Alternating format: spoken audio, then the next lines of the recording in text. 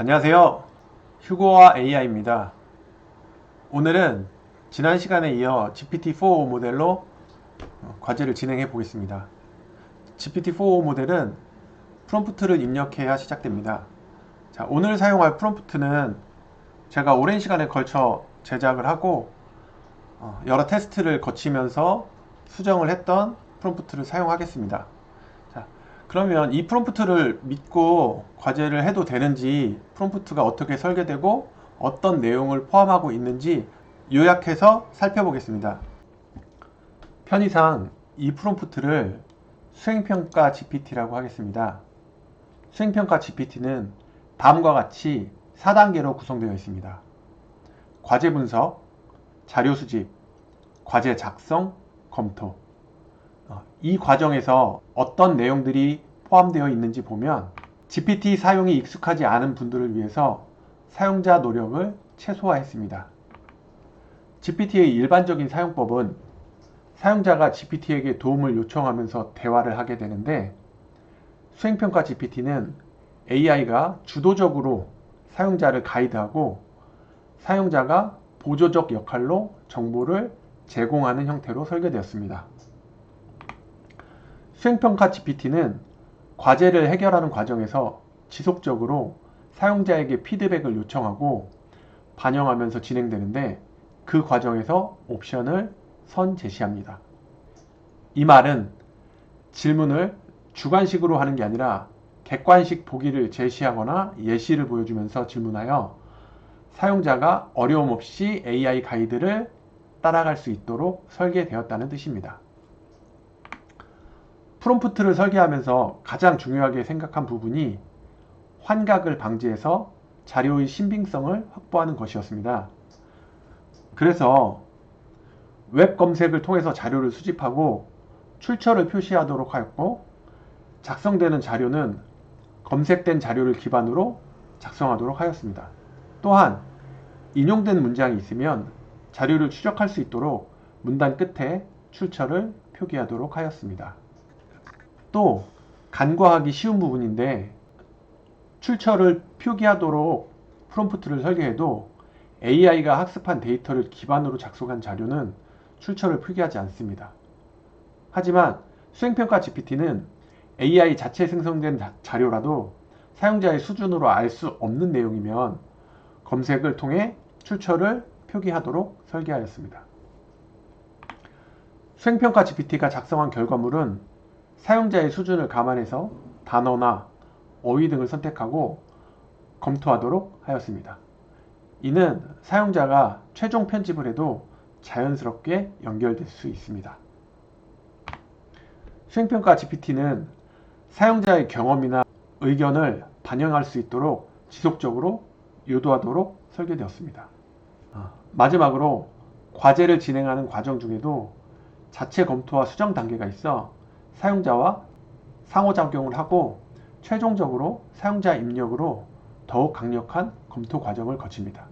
물론 이 부분도 검토에 필요한 프롬프트는 복사, 붙여넣기 할 수 있도록 제시합니다. 자, 그럼 과제를 시작해 보겠습니다. 프롬프트를 입력하면 GPT는 설계된 프롬프트에 따라 현재 스텝에서 해야 할 임무를 수행하고 다음 스텝으로 넘어가기 위해 사용자가 해야 할 일을 가이드합니다. 자, 이렇게 프롬프트를 입력하면 워크플로우가 시작됩니다. 처음 사용자에게 인사와 자기소개를 합니다. 그리고 사용자에게 과제의 내용을 제공해 달라고 요청합니다. 이때 텍스트나 파일로 업로드하면 됩니다. 캡처본을 입력해도 괜찮습니다. 저희는 연습용 과제를 텍스트로 입력하겠습니다. 과제를 입력했습니다. 첫 번째 진행 단계로 과제를 분석하고 과제를 해결하기 위해 지원 범위를 정하고 계획을 수립합니다. 과제 분석에서는 분석 항목과 분석 결과를 보여줍니다. 지원 범위에서는 지원 범위와 방법을 정의하고 마지막으로 과제 수행 계획을 제안합니다. 그리고 다음 단계로 넘어가기 위해 사용자가 할 일을 가이드합니다. 이 부분은 자세하게 확인할 필요는 없습니다. 단지 과제 해결 과정을 빈틈없이 진행하기 위한 절차에 불과합니다. 물론 직접 다 읽어보신다면 더 좋습니다. GPT 가이드에 따라 입력합니다. 자, 가이드를 잠시 읽어보겠습니다. 위 분석과 전략 제안 내용에 동의하시나요? 현재 몇 학년인가요? 이 정보는 이후 설명의 난이도와 표현을 실제 수준에 맞게 자연스럽게 조절하기 위해 꼭 필요합니다. 자, 이 두 가지 가이드를 따라서 첫 번째는 동의, 두 번째는 고1이라고 입력하겠습니다. 가이드에 따라 입력하면 두 번째 스텝으로 넘어갑니다. 이번 단계의 목표는 자료 확보를 위해 먼저 조선시대 전염병 관련 핵심 정보를 웹 검색으로 조사하는 것입니다. GPT는 어떤 항목을 조사할지 특정합니다. 그리고 내부적으로 검색어를 생성합니다. 여기에서는 검색어로 조선시대 전염병 종류 및 발생 시기, 증상, 원인, 치사율, 대응 정책 사례를 생성하였습니다. 그리고 자동으로 검색을 실행하여 관련 자료를 수집합니다. 입력했던 과제 내용에 맞춰 이렇게 과제를 수집하고 프롬프트의 지시사항을 잘 지켜 출처도 잘 남겼습니다. 출처에 마우스를 올려보면 출처에서 어떤 부분을 인용했는지 추적이 가능합니다. 미리 보기로 몇 개의 출처가 있는지도 확인할 수 있습니다. 출처를 클릭하면 해당 사이트로 이동할 수도 있습니다. 내용이 어떤지 한번 읽어보겠습니다. 조선시대 전염병의 종류와 원인 분석, 주요 전염병과 특징, 두창, 피부의 발진과 고열을 동반하며 사망률이 높고 생존자도 얼굴에 흉터가 남았습니다.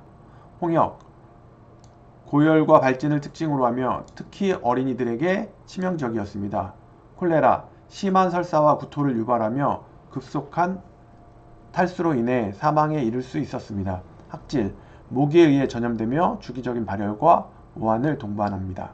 장티푸스, 고열과 복통을 유발하며 위생 상태가 열악한 지역에서 발생했습니다. 발생 원인, 조선시대에서는 전염병의 원인을 엽기의 장난으로 여겼습니다. 그러나 현대의학적 관점에서 보면 비위생적인 환경, 영양 부족, 기후 변화 등이 주요 원인이었습니다. 특히 소빙하기 시기의 기후 불안정은 식량 부족과 면역력 저하를 초래하여 전염병의 확산을 가속화시켰습니다. 보시면 출처가 잘 표기된 걸 볼 수 있습니다. 자, 세 번째 내용까지는 자료 조사이기 때문에 특별한 부분이 없습니다. 그리고 네 번째, 조사 과정에서 느낀 소감은 학생들이 직접 써야 되는 부분이고 학생의 개인적인 의견이나 경험이 많이 들어가 있어야 하는 부분입니다. 자, 마지막으로 영상 자료까지 출처를 표기한 걸 볼 수 있습니다. 이렇게 자료 조사가 끝났습니다. 하지만 제가 느끼기에 세 번째 조선시대 방역체계와 현대 대한민국의 방역체계 비교해서는 출처 표기가 조금 부족한 것 같습니다. 그래서 저는 출처를 더 자세하게 남겨주세요 라고 입력했습니다. 다시 출력된 결과를 살펴보면 거의 모든 인용 문장의 출처를 추적할 수 있습니다. 또한 출처도 여기에서 보면 3개, 3개, 2개, 3개죠. 여기도 3개. 경기도 뉴스 포털까지 9개의 출처를 확인할 수 있습니다. 두 번째도 이전보다 더 자세하고 풍부하게 출처가 표기된 걸 볼 수 있습니다. 세 번째도 이전 자료에서는 부족했던 출처를 문장마다 이렇게 표기하고 있습니다. 다음으로 넘어가겠습니다. 이 부분에서 왜 GPT가 사용자를 가이드하는 부분이 없는지 궁금하신 분들이 있을 겁니다. 설명하자면 좀 길지만 간단하게 말씀드리면 GPT 내부적으로 GPT-4 모델은 웹 검색을 하는 도구와 생성하는 도구가 내부적으로 분리되어 있기 때문입니다. 뒤에서 보시겠지만 이런 이유로 웹 검색 도구를 사용하지 않을 때는 출처 표기 또한 미리 보기가 되는 이런 풍선형 스마트 출처가 아니라 URL로 표기됩니다. 자, 자료 조사가 끝났으니 주제를 선택하겠습니다. 주제 선택을 위해 GPT는 세 가지 옵션을 제시합니다. 한번 볼까요? 자, 첫 번째, 두창 중심 더하기 세종대왕 대응 사례. 두 번째, 전염병 전반 종합 분석. 세 번째, 격리와 치료제도 중심의 접근. 주제 선택을 위해 GPT가 세 가지 옵션을 제시하고 그 중에서 가장 적절하다고 생각되는 옵션을 추천하고 있습니다. GPT는 현재 옵션 1번을 추천하고 있습니다. 그리고 다시 다음 단계로 넘어가기 위한 가이드를 합니다. 저는 이 가이드 중에서 과제에 가장 충실한 2번 옵션을 선택하겠습니다. 옵션을 선택하면 이번 단계에서 확정된 주제와 사용자 수준에 맞게 과제를 어떻게 진행할 건지 다시 한번 확인합니다.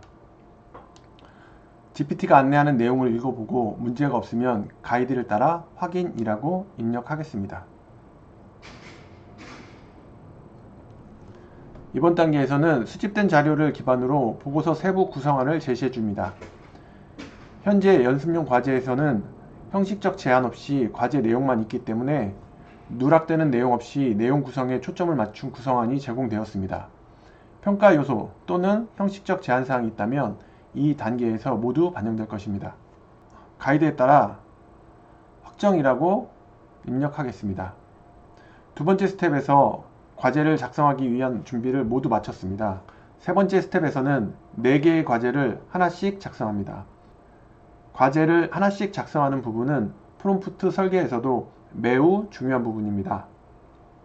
GPT는 압축하고 요약하려는 성향이 강하기 때문에 한 번에 모든 과제를 출력하게 되면 내용이 부실해질 수 있습니다. 각각의 과제를 작성한 후 GPT 자체적인 검토를 거쳐 개선사항을 사용자에게 제안합니다. 또한 개인화할 수 있는 방안과 예시를 제공하여 실제 학생이 작성한 것 같은 현실감 있는 글을 작성하게 됩니다. 이 부분 또한 GPT가 예시를 보여주기 때문에 사용자에게 큰 부담으로 작용하지는 않습니다. 물론 GPT의 제안 이외의 글을 추가한다면 더욱 본인이 쓴 글에 가까워질 수 있습니다. 첫 번째 초안에 대한 가이드가 있는데 저는 개인적으로 전염병 발생 부분의 출처가 부족한 것 같아 출처 표기를 요청했습니다. 제 요청에 따라 전염병 발생 원인에 대한 아주 세세하게 출처가 표시된 자료를 다시 출력해 주었습니다. 말씀드렸다시피 웹 검색 도구를 사용한 후에는 별도의 가이드가 없음을 볼 수 있습니다. 이럴 때는 다음 또는 계속이라고 입력하시면 문제없이 계속 진행할 수 있습니다. 사용자의 요청에 따라 출처를 보완하여 조선시대 전염병의 종류와 원인 분석에 대한 초안이 다시 작성되었습니다. 제가 말씀드린 것처럼 이 부분은 출처가 URL로 표기되었습니다. 출처를 사용하게 된다면 개인적으로 미리 보기가 제공되는 출처를 사용하기 바랍니다. URL로 표기되는 출처는 가끔 접속이 되지 않거나 다른 내용이 있는 웹사이트에 URL이 제공되기도 합니다. 링크만 보여줄 때는 환각이 자주 일어나는 편입니다. 두 번째, 전염병 극복을 위한 조선의 대응과 세종대왕의 사례. 그리고 세 번째, 조선과 현대 대한민국의 방역체계 비교 분석. 이 부분도 첫 번째와 동일하게 대부분의 내용이 검색된 내용을 기반으로 해서 작성되는 내용이기 때문에 과정은 동일합니다. 이 부분은 직접 읽어보시면서 진행하시면 되겠습니다. 네 번째, 조사 과정에서 느낀 소감문으로 넘어가겠습니다.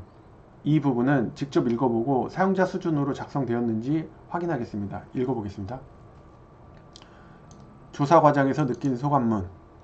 이번 탐구 보고서를 준비하면서 전염병이라는 주제가 단순히 과거의 이야기가 아니라 지금의 우리 삶과도 매우 밀접하다는 사실을 느꼈습니다.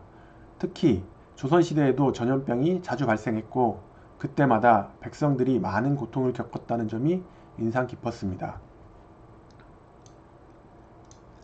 그 중에서도 두창이라는 병은 살아남아도 얼굴에 흉터가 남을 정도로 심각한 병이었다는 사실이 무섭게 느껴졌습니다.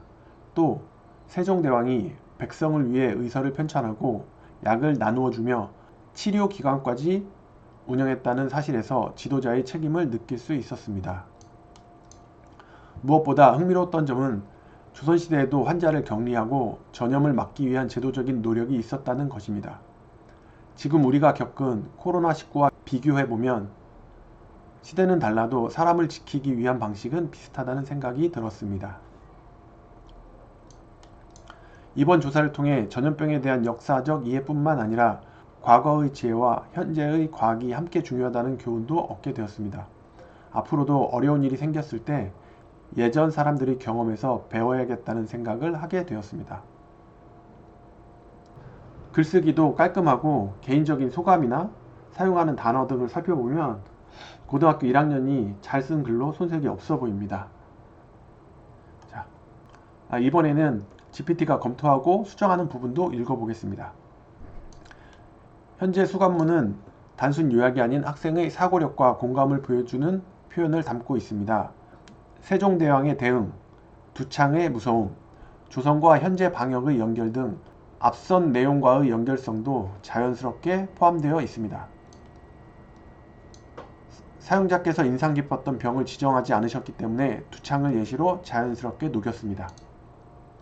원하시면 더 개인적인 경험, 예를 들어 코로나19 시기 격리 경험, 방역에 대한 생각 등을 추가하는 버전도 제안 드릴 수 있습니다.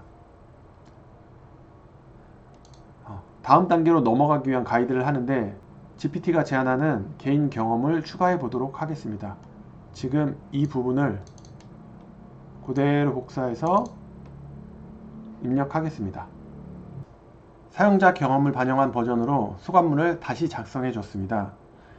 이 부분에 자연스럽게 추가된 걸 볼 수 있습니다. 그리고 수정되기 전 버전과 수정된 버전 중 어느 것을 사용할지 다시 확인합니다. 당연히 수정한 버전을 선택했습니다. 모든 항목에 대한 초안이 모두 작성되었습니다. 이제 네 번째 스텝에서는 작성된 과제에 문제가 없는지 검토를 하게 됩니다. 프롬프트의 과제 수행 원칙을 잘 지켰는지 검토하도록 하겠습니다. 물론 이 과정도 GPT가 제시하는 문장을 복사해서 붙여넣기만 하면 됩니다. 모든 과제 수행 원칙을 검토하지만 특히 집중해야 하는 부분만 보여주게 됩니다. 이 부분을 복사해서 그대로 붙여넣기 하시면 됩니다. 검토 결과 보고 학년 수준의 적합성, 정보 정확성 및 출처, 독창성과 환각 방지, 과제 요구사항 충족 여부, 이 네 가지 부분을 집중해서 검토합니다. 현재 AI의 기술적 문제로 이 검토가 완벽하지는 않습니다. 단지 현 상황에서 최선의 방법을 사용하였습니다. 가이드에 따라 최종 승인하면 지금까지 작성한 과제를 통합하여 보여줍니다. 출처 보기를 이렇게 각자의 취향에 따라 바꾸거나 워드로 제공해 달라고 요청하면 이렇게 워드로 정리된 파일을 다운로드 할 수 있습니다.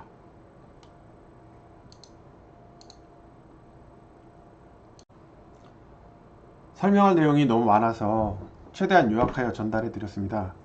복잡하고 어렵게 느끼시겠지만 프롬프트를 직접 설계할 게 아니라면 사용하는 데 익숙해지는 건 그리 오래 걸리지 않을 겁니다. 다들 수행평가 지옥에서 해방되시길 바라겠습니다. 문의사항은 댓글이나 이메일로 보내주세요. 감사합니다.